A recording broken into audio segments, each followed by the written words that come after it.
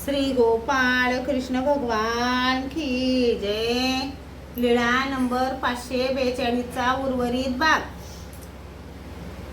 भट्टोबास अनुभवास आलेले सांगू लागले। जीजी श्रीप्रभू सकाळीच उठायचे, शेत पावली करायचे, विहिरीकडे जायचे, रस्त्यात गुडा नावाच्या पाषाणाशी खेळ खेळायचे, मग विहिरीवर खेळ करीत असत। मग श्रीप्रभू नगरामध्ये जात घरोघरी जायचे, श्रीकराने उतरंडी उतरायचे, साग पाक चाकून पात माघावून उतरंडी रचत आणि असं पात मेली जाय ऐसी नव्हे असे म्हणून पुन्हा उतरंडी उतरत असत आणि रचत असत आणि असं पाहायचे। मग म्हणायचे, येया माझा आता होय म्हणे। श्रीप्रभू रस्त्याने जात असता खद खद करून हसत। अशा अनुभवलेल्या 7-5 लीळा सांगितल्या।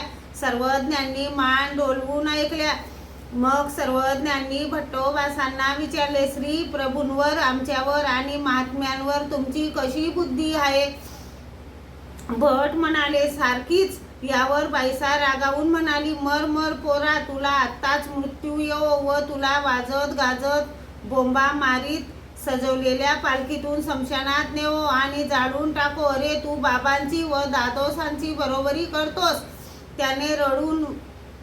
त्याने रडून बाबांजवळ विद्या मागितली। त्या जीवाला आणि ह्या परब्रह्म परमेश्वराला समान म्हणतोस। यावर सर्वज्ञ बाईसाला म्हणाले, बाई गप्प बसा, तुम्ही तरी पूर्वी काय केले होते?